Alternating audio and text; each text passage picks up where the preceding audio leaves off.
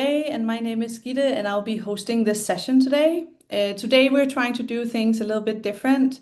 Rather than like a traditional presentation with death by slides that we have all seen way too many times, we've opted for a change of scenery or a change of format. So we will be doing it like a fireside chat, a more informal conversation where we can explore some of the key topics that we want to go through today. And today we will be talking about the Guardsix rebrand, what it means in practice, and how we see the future of security operations, and particularly from this European perspective that we come from. Today I'm joined by my two good colleagues, our CEO Mikkel Drucker and our CPO Milad Aslaner. And let's just kick it off. I will be going through some different questions for the two. And if you have questions along the way, feel free to put them in the Q&A and we'll get to them. And if we won't get to them, we will make sure to follow up with you on email afterwards. Okay. And you can also ping me if you have like any technical difficulties. If there's any issues with the sound, you can do it in the chat as well. I will make sure to be aware. Okay, good. But Mikkel, let's just kick everything off with you. So a really big question maybe for you. Why did we rebrand to Guardsix, and what does it signal about where the company is heading? Great question. Thank you, Gitte. And also thank you all for joining. We really appreciate you taking time in your busy schedules. So why Guardsix? And what does that signal? So since we were founded more than 15 years ago, we've been focused on the same thing, which is to protect the society that we live in. And I don't have to tell everyone here that we live in a time where there is unprecedented geopolitical tension. There is a war on two different continents. There's financial challenges. And then there's also a growing skepticism of some of the very big software platforms that have access to our data. Now, we all, including us, we all want to work with companies that we trust. We want to work with companies that can help us solve real problems. And at the same time, as a company, we have moved on beyond logging. So we also thought it made sense to address not only our positioning in the market, but our name. Guardsix, hopefully the guard part makes sense to you. It's all about guarding you as customers. It's about helping you guard society. The sixth part actually comes from the Air Force, and it's about having someone's six or having someone's back. When you go to war or you go into a serious situation, it is awesome that someone looks after you. So that's the reason why we've chosen Guardsix. And we will focus everything that we can, put all our energy in exactly doing that, guarding your back. Okay, thank you for that. And maybe a follow-up question for you then. What's the most important message to customers in this change? Yeah, I think beyond all the cool things that we're working on, I think if I take a broader perspective, cybersecurity is in the end carried out by people, not just tools. So, of course, and Milad will talk a bit about that, of course, we will continue to invest in and deliver cool products and tools. But more importantly, in the end, the feeling we want to leave you with is that you feel that we get you. We understand your business, we understand the challenges you have, and we're genuinely interested in solving them with you. So you have no idea how proud we are about serving you as customers, because you are the people in the end that defend society. You are the hidden defenders of this world. And what's more important than help those succeed? So going forward, we have one simple promise to you, and that is that we will have your back. And like any other companies, we have a lot of cool stuff, and we also have some things we have to learn. But having someone's back means that we will do whatever it takes to help you. You can reach out to me directly. You can reach out to Milad directly. You cannot do that with your other vendors like Palo Alto and Microsoft. You will reach the Seattle head office, but call us directly and we'll help you.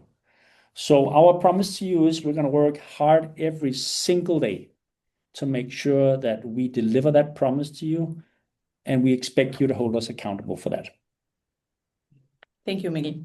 And maybe we can connect that a little bit to the customer experience. So Milad, you often talk about outcomes over features. What does that mean in practice for our customers and our partners? Sure. So I think as an industry, we get very fixated on acronyms. We get very fixated around features, launches around it. I would even say that today most vendors focus on shipping features. For us, we don't start there. For us and our teams, we have one simple question, which is how do we make these hidden defenders that Mikkel talked about, right, more successful than they are today? Right, so believe it or not, so I started my career as a security practitioner myself, and I did not wake up and showed up in the office thinking of what's the new cool dashboard from my vendor. I did not wake up and say, oh, let me look into this new detection engine that this vendor provided me. Right? I wake up, go to the office back then, or work from home, saying, okay, I have tons of security issues in my environment. How do I solve those in the most effective way possible? Right. So my need has always been, how do I get faster in responding to breaches? How do I prove compliance to my internal team, external auditors, and how do I respond before damages occur? So to me, when we talk about outcomes over features, is exactly that, focusing on the end states that we need to enable and building the right capabilities in order to supercharge these hidden defenders along the way. Okay, thank you. Okay, so Mikkel, maybe a little bit of a shift now in order to go through some of the other questions. So why does the market need a strong European cybersecurity vendor right now?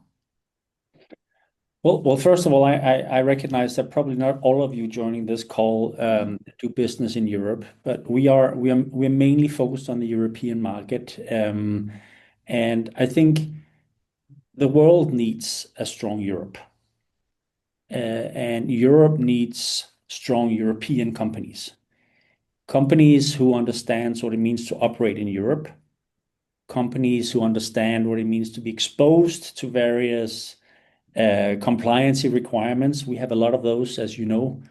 Companies who really delivers true sovereign solutions that are not only stores data in the continent, but also controls the access and ensures that the data access is only for you. And Guardsix is one of those companies. Thank you.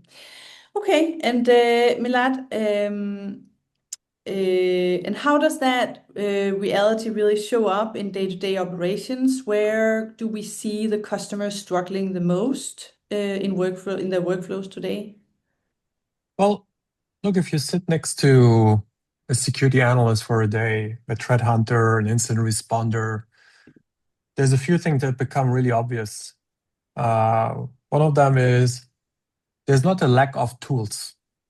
There is it's probably more a challenge that there are too many tools, right? I mean, depending on who you trust and who you believe, right? There's like all sorts of statistics out there, right? But I think the most conservative number that I ever saw is that inside a security team, they're running around 30 tools. The largest number I ever saw is probably in the hundreds. I think one of the key challenges with all these tools is the fragmentation, right? Because you need to pivot between all these different tools, remember the context, remember what you're looking at, and then trying to manually stitch, quote unquote, this story together.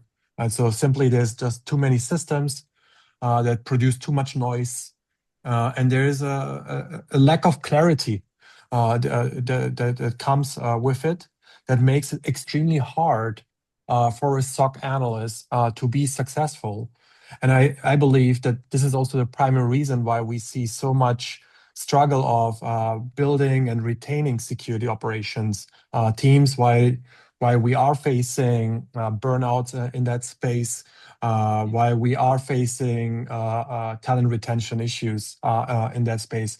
It's extremely hard today for a lean security operations team, right? So think of a team with, I don't know, 2 to 5 to say 7 SOC analysts to actually keeping up with the work that they have on a day-to-day basis. Hey, Milad, sorry to interrupt the flow. I just got curious here. You've been a practitioner, right? So what did you like? What was your main learning from those days in terms of, what problems, practical problems do you really have in that role? Well, I think there's a few. The first one is that there's not enough coffee in that job. The second one is, I think really it's a coordination challenge, especially when you deal with larger attacks. Being able to first managing upwards, saying, hey, we know what we're doing. The last thing we need during this incident is the C-suite to asking us every 5 minutes, what's the status?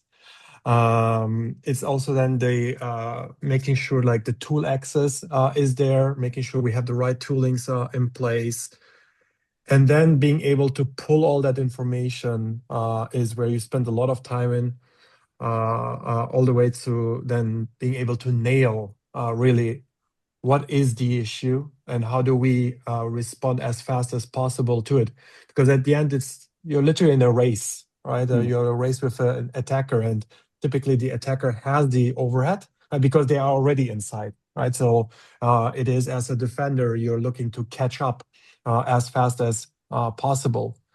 The biggest, I guess, mindset difference for as practitioners is, and there is a lot of, I would call it snake oil in this industry. We assume there is a breach. We assume we are breached. It's more about, are we able to effectively detect and respond to it as humanly possible? All right. Thank you for that, Milad. And can you maybe like a follow-up for that? So, and how is it that then Guardsix is able to help reduce both this complexity and getting a better time to value? Sure. I think ultimately it boils down for us on three things. The first one is, how do we remove friction day one? Right. So that's about making sure that the deployment, the associated work with it is as frictionless as humanly possible, enabling faster onboarding, better default configurations, and whatnot. And this is especially important in our space. There's an interesting thing with some of the products and acronyms, like a SIM. In the SIM space, for the last 20 years of existence, it became so normal that the prerequisites of the technology became full-time jobs for organizations. And probably some of our attendees will relate. Right? So like managing the data ingestion, parse and these are prerequisites for the security teams to do their actual job. We got to get to a point where these become truly prerequisites so that we don't have humans spending time on that. I'd rather have these folks being able to focus on actual security operations. So first part is really about remove friction from day one. The second part of that is centered around the workflows and the outcomes that we are looking to enable. Right? So making it as humanly possible and easy to detect that bad things happened, and then giving them straightforward ways to investigate and respond within this platform. And that brings to the third space or third step, which is, it's not about for us giving more noise. The last thing we need is more noise. It's about reducing the noise. It's about making sure that we provide the context required with better detections, better context, so that the teams can actually take faster, smarter decisions. Okay, that's interesting. Okay. So Mikkel, you talked a little bit about why it's important that we offer a European cybersecurity platform, but maybe you can go a little bit more into where do you see global vendors falling short, particularly for European customers? So first of all, I have big respect for everyone that plays in this field here. So I don't want to throw anyone under the bus, and I think we all use these wonderful platforms to a large extent. But I think two areas where global vendors, and in particular in this space, it is really American vendors, they have a bit of a shortfall. And one of them is that it's not in their DNA to do business in Europe. Europe is a highly complex market with local as well as European requirements for doing business. DORA, GDPR, NIS2, this is highly complex. That makes it highly complex to operate. So global vendors are less likely to get it right, and therefore less likely to really provide you as a customer with what I would call customer intimacy. The other part, which perhaps is even more important, is what I talked about earlier. It is the fact that it may be that there are local data centers in Europe operated by American companies, but they are still US subsidiaries, which means that there is access to your data. There is no access control ultimately, which means that you will never get a true sovereign solution. And that is a disadvantage or a shortfall for the global vendors because they provide oversight for the whole world. But that is something to be very focused on and sometimes get a bit of a misconception in the press. Yeah. Okay. I think if I maybe add to that, so if you look into vendors that have HQs in the US, they basically fall under a number of laws and regulations, namely being the US Cloud Act, namely being US Patriot Act. What that translates into is if the US government has an interest or need to access the data in foreign soil, they will have to provide that access, even if the vendor does not want to give that access.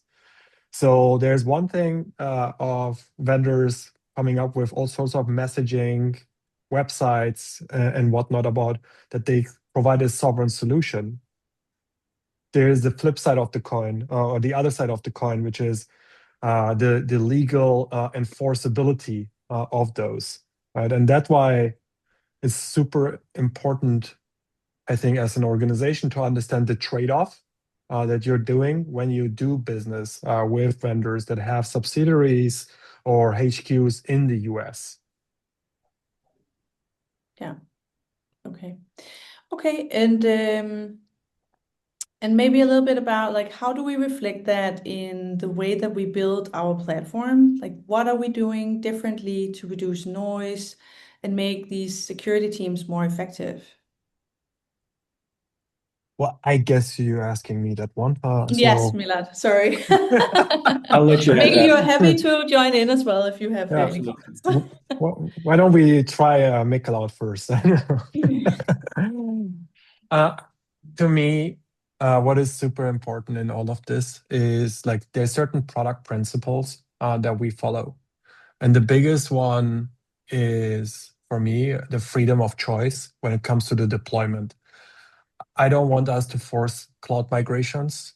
I want customers to have the choice whether they are looking to have this capability, our platform, our products, self-hosted in their environment, in their control, hybrid or cloud.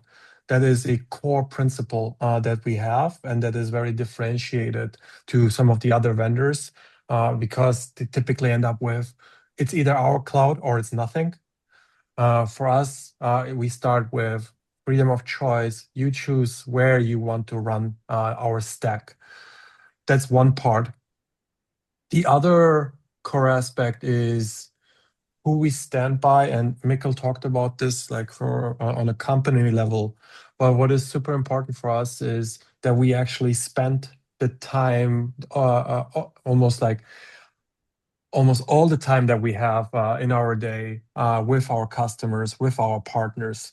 I want to make sure that as we build our products, we don't decide and build these in the ivory castle somewhere around the world in EMEA. But making sure that we talk to our customers, talk to our partners. So there's a lot of vehicles that we have in place in order to get the feedback from our practitioners that use our consoles, our experiences from day to day. All right, so that is what means to me to be close to our customers and show customer intimacy. It's not assuming things, it's validating and working together with our customers and partners. So that's like the two worlds, right? Like the product as a principle, freedom of choice, and then how we decide to show up every single day, how we make decisions together with our customers, together with our partners. And if I can just supplement that a bit, I think we have many partners, MSSP partners, resellers, and others, and the really successful relationships I feel we have are the ones where we can be dead honest with each other. And it's easy to be honest with your vendor saying, hey, fix this, do that. But we as a company, we also need to be honest with our partners and our customers, because when you have that very honest and transparent conversation, we solve things together. And it may be sometimes that a large effort from us supplemented with a small effort from you all of a sudden solves the thing instead of starting something else. So for us, that's also customer intimacy. That's also about being able to be in a trusted relationship where we can be honest with each other about what works and what doesn't work and move forward. And that is what we see with the customers that we see are most successful and have the best setup from our side. Yeah, that makes sense. Okay, so Mikkel, maybe looking a little bit ahead, what role do you see Guardsix playing in shaping like the future of security operations in Europe? Well, it's a wonderful question. Thank you. And I think I don't want to be too philosophical here. I think the world has become so complex over the last few years. It's certainly complex for us as a company. I can only imagine how complex it must be for you and your security operations. And even though AI provides some great tools, it has certainly also made the world more complex. So our ambition ultimately is to become a leading cybersecurity provider in Europe. Now, leading, of course, means that you have a lot of customers who think what you do is better than the average, who is better than most. So, of course, that is an ambition. But it's also an ambition for us to supplement the cool technology that we develop with the human factor. So we will never disabandon the fact that in the end, cybersecurity is carried out by people. And those people need someone to talk to. Those people need someone to consult with. Those people need someone beyond all the cool tooling and AI to solve problems with. And that remains our ambition. And that will be a key part, I think, in general, of successful companies in the future. Companies that master leveraging AI to deliver greater solutions, better customer experience with speed, but also companies that manage to add that human spice. So I'm hearing that you're saying that we want to be better allies of our customers. Completely what I said, yes. Thank you for I summarizing. like the one-sentence summary. Yeah. Okay. Milad, do you have anything to add or anything like any thoughts from the product perspective in terms of like is there this change in terms of like going from being called Lockpoint to Guardsix? Is there any effect on like where we see the products moving or the situation right now in terms of the products? ultimately, the products are there to enable security teams to do their job in the most humanly possible, effective way that there is. As we build out our products and capabilities, yes, we have big ambitions when it comes to AI. But what is even more important there is what Mikkel alluded to, which is we believe that it's not just an autonomous AI promise that some of the vendors are driving for or pushing for that narrative. It is making sure that AI becomes a force multiplier and for the lean security teams. Because if we nail that right, out of the sudden, that lean security team with, like, let's say 4 people becomes actually a security team with 50 people. Because they are using AI, they can use AI in a dependable, in a predictable way in order to be more effective. And that's what we are building for. Okay, thank you so much for that. Okay, we're coming to the end of this session today. I just want to check. Yeah. Just wanted to check the Q&A, but we don't really have any questions that's coming in, which I hope is a really good sign that we are answering all your questions. But I know how it feels. Sometimes you log off this kind of call and then you remember all the questions you might have had in the call. It's like having a fight and then you always remember afterwards what you were supposed to say. So if you come up with any questions, like Mikkel said and Milad have said, feel free to reach out to us. It can be either one of us 3 or it can be your normal Guardsix contact. Feel free to reach out to us. And then we also have an FAQ on our website that hopefully will also answer any questions you might have regarding the rebrand and what that means for you guys. I will be sending out this recording to everyone who registered for this session today. So there will be the recording and then also a direct link to the FAQ. So we hope that this makes you a little bit more certain on what does this mean and what is it that we want to do in the world. And I want to thank you, Mikkel and Milad, for representing us today. And thank you all for joining and taking part. And if you would like to talk more to us, please reach out. And thank you so much for your time and enjoy the rest of your day.